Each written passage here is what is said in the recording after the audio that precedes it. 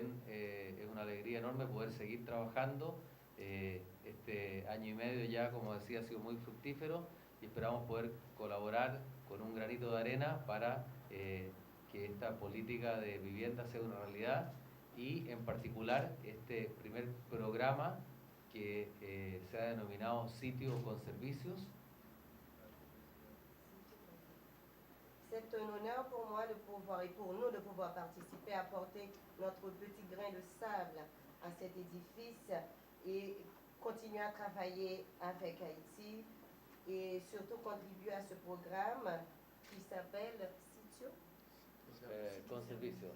Site de service. Ok, donc un site avec des services. Y bueno, esta colaboración económica que hacemos a través del PNUD,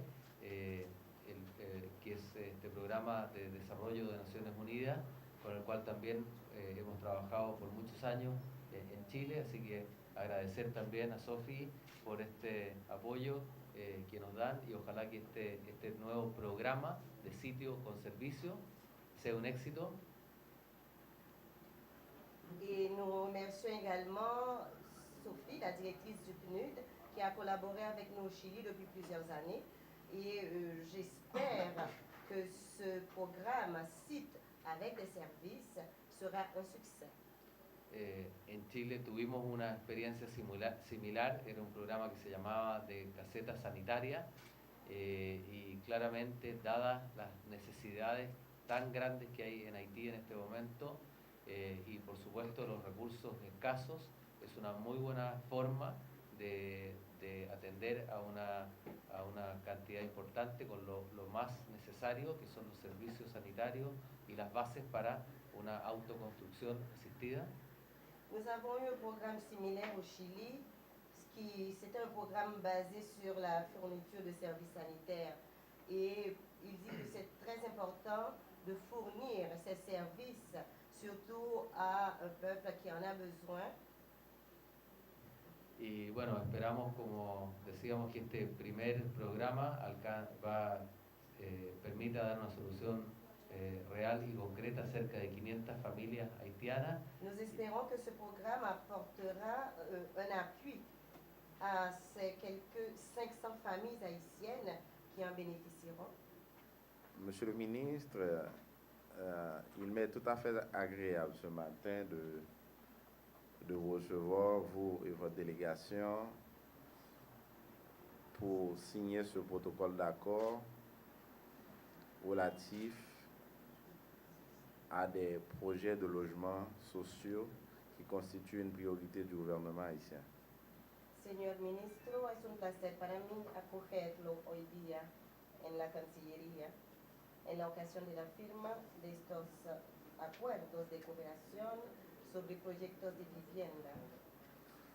Au-delà du symbolisme qui caractérise la cérémonie de signature de ce matin, más allá del simbolismo que caracteriza esta ceremonia de hoy, je voudrais mettre l'emphase sur le renforcement de la coopération entre le Chili et Haïti. Quisiera poner énfasis sobre el fortalecimiento de la cooperación entre Chile y Haití. Comme vous l'avez signalé dans vos propos, ce projet fait suite à la visite du président Martelly au Chili. Como usted ya lo señaló en su discurso, este proyecto viene a raíz de la visita del señor Martelly allá en Chile. Et aussi à la visite du président chilien en Haïti. Y también a la visita del presidente chileno. Et à chaque fois, les deux chefs de l'État n'ont jamais raté l'occasion pour exprimer le désir de développer des relations harmonieuses, étroites, entre non seulement les deux gouvernements, mais aussi entre les deux peuples. Y en todas estas ocasiones, ambos presidentes siempre aprovecharon la oportunidad para poner acento sobre la necesidad de fortalecer las relaciones, hacerlas más estrechas entre no solamente ambos gobiernos, pero también entre ambos pueblos. Aujourd'hui, qu'il me soit permis au nom du gouvernement haïtien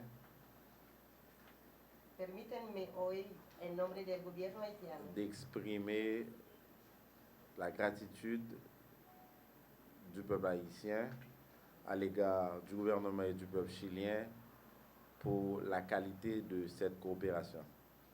Permítanme darles las gracias en nombre del pueblo haitiano por la calidad de estas relaciones entre ambos países. Je dis bien la qualité parce qu'il ne suffit pas de regarder seulement les chiffres, mais il faut regarder aujourd'hui quels sont les défis auxquels le peuple haïtien fait face. Insisto sobre el término calidad, porque no es necesario únicamente mirar a las cifras, pero sino la calidad para poder enfrentar a los retos a los cuales se enfrentan el pueblo haitiano en la actualidad. Bien avant le tremblement de terre, au niveau de la région métropolitaine, nous faisons face à des problèmes de logement Incluso antes del terremoto, en la región metropolitana teníamos problemas de vivienda. dû à des pressions démographiques de toutes sortes, Y esto debido a presiones demográficas de todo índole, problèmes de surpopulation, una sobrepoblación, lesquels problèmes vont être aggravés à partir du tremblement de terre que nous avons connu malheureusement en janvier 2010. y estos problemas se acentuaron aún más a raíz del terremoto y de todos los problemas después del terremoto de enero 2010. Mais je dois reconnaître que le gouvernement, au niveau du gouvernement, nous ne sommes pas restés les bras croisés, puisqu'aujourd'hui, nous pouvons nous enorgueillir, je dirais, de ce que 2/3 de la population qui vivait encore sous les tentes ont pu trouver un toit pour s'abriter aujourd'hui. Y a nivel del gobierno, yo puedo afirmar que podemos incluso enorgullecernos porque 2/3 de la población que vivía debajo de las carpas hoy día están viviendo en una vivienda. Mais tout autant qu'il y aura des gens qui vont vivre sans pouvoir trouver un toit, nous n'allons pas nous arrêter là, nous allons continuer à travailler. Voilà pourquoi, d'un commun accord avec vous, nous allons travailler sur des projets communs visant à trouver un toit pour chaque personne qui est dans la nécessité. Nous avons des communes particulières avec information que nous avons, côté que la population, après le tremblement de terre, a tendance à tourner. Le nous mettons dans le programme 16-6 là, nous enregistrons que la population est sortie et puis nous connaissons dans quel quartier que l'on vit tourner. Il y a des quartiers qui sont dans la ville, il y a des quartiers qui sont dans la région métropolitaine. Et donc, nous avons intéressé nous joindre terrain plutôt que dans la région métropolitaine. Et nous avons éventuellement des discussions faites toujours. Axe départ, ça veut dire qui t'a sorti de bois, mener les organes, qui t'a subi un pile dommages après le tremblement de terre là. Si nous joignons terre dans la zone là, nous avons peut-être fait une deuxième partie là. Nous avons essayé de concentrer nos gains de côté comme son projet pilote pour que nous sûrs le projet. Et pour tout le monde qui comprend bien, nous allons acquérir terrain. C'est des terrains qui ne sont pas tombés dans le domaine ni privé ni public l'État. Nous allons acheter terrain de manière à ce que nous soyons capables de transférer au bas monde. Et bien, qui est monde qui a besoin. Les gens qui sont d'abord victimes et nous avons donné.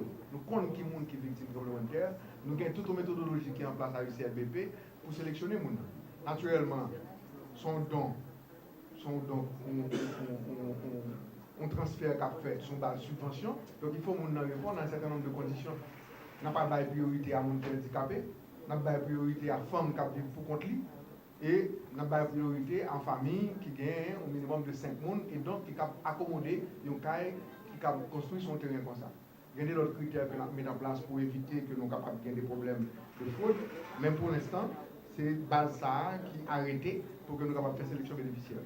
Une fois que l'accord en fin signé et que toute structure met en place entre Chili et PNUD et il y a déjà des accords pour que le COP la transférer, le COP pas nous disponible déjà. Une fois que UCLBP est convenu avec un mode d'opération de manière à ce que eux-mêmes, en tant qu'institution capable d'assurer gestion financière projet et accompagner nous techniquement, nous tomber d'accord sur modalité, immédiatement, nous avons commencé un nouvel projet et UCLBP a toujours fait le plaisir pour les inviter nous, faire nous connaître, parce que nous-mêmes tout, nous allons aider nous pour que nous puissions faire passer ce message-là. Pas profiter de l'occasion pour nous peut parler avec la population, parce que c'est une solution innovante que lui. Le problème, c'est que le pays a son pays pauvre, qui n'a pas suffisamment de ressources et qui a pile de monde qui n'a pas de caille.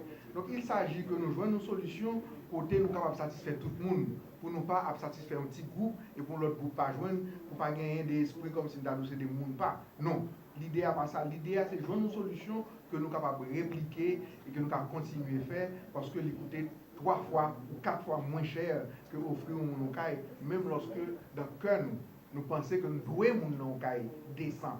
Mais malheureusement, nous sommes dans une situation où nous ne pouvons pas pour tout le monde. Donc, nous avons un terrain, nous avons un point de l'eau, nous avons assuré que nous avons l'électricité, l'idée est capable de faire courant. Nous sommes sûrs que sur le plan sanitaire, vous protégez, et puis ensemble avec vous, nous avons accompagné pour construire le port là. Ça fait 2 ans, 3 ans, mais en bout de course, vous avez un caille décent pour être capable de vivre avec toute fierté. En plus, vous avez un papier tel amour, vous êtes capable à la banque, à négocier papier ça, même si tout le monde fait. Dans l'ONA, ou bien dans le programme CAIPAM, ou à dire, mon cher, mon titre là, est-ce qu'on est capable de prêter 50 000 gouttes, ou bien pour me finir là, ou bien pour me faire un petit business.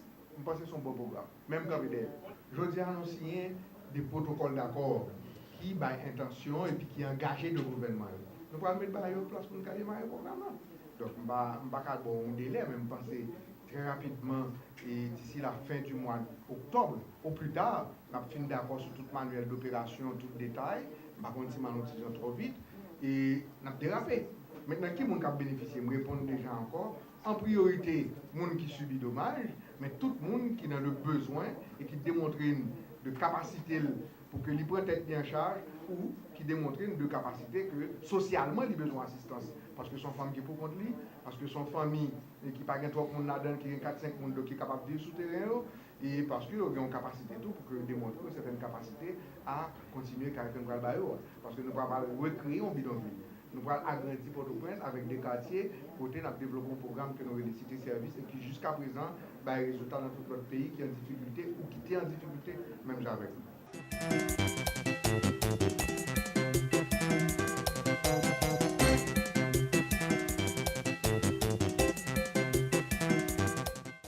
Tant qu'on connaît les 6 et 7 septembre prochain, Haïti va recevoir 11e réunion Conseil ministre État qui membre Petro-Caribé. Réunion ça a organisée suite à une réunion qui a été faite le 28 juin dernier à Nicaragua. Côté que le président Martelly, le premier ministre Lamotte, a participé dans la réunion ça. Et Haïti, par l'entremise de délégation haïtienne, a proposé candidature pour accueillir la réunion ça, qui c'est une réunion sous zone économique Petro-Caribé. Qui est la zone économique Petro-Caribé ailleurs? C'est un mécanisme de coopération qui est initié par le pays Venezuela suite à projet que Venezuela a gagné dans le temps, qui était Petro-Caribé tout simplement, qui était en coopération seulement énergétique. Mais dans le but de renforcer la coopération sud-sud et différents pays qui membres Petro-Caribé, je pensé que qu'à développer d'autres rapports. Voilà pourquoi il y a des comités thématiques qui étaient formés et différents pays qui membres Petro-Caribé ont décidé, dépendamment de spécificité, dépendamment de l'intérêt, intégrer différentes thématiques. Qui ça veut? C'est des thématiques tant que transport, et communication, tant que tourisme, tant que volet social, tant que des questions de commerce équitable. Donc les 6 et 7, nous espérons recevoir environ 21 pays, 18 États membres à part entière et 3 autres pays qui présentaient candidature pour intégrer mécanisme de coopération régionale. Ça. Maintenant, les 6 pour avoir des ateliers thématiques et le 7, différents ministres qui sont responsables de Petro-Caribé. Parce que chaque pays, dépendamment de l'intérêt, il y a des pays qui ont des ministères spécifiques pour Petro-Caribé, mais il y a d'autres, c'est ministre des Finances, ministre des Affaires étrangères, qui occupent les fonctions. Donc, il y a bien pour ratifier résolution qui a sorti de discussion. Nous-mêmes à Haïti, chaque ministère sectoriel a bien pour input, il a dit comment même yo comprendre thématique ça yo, qui expérience que Haïti a partagé avec yo, de telle sorte que une mise en commun de effort ça pour nous développer différentes thématiques ça que moi saute parler là.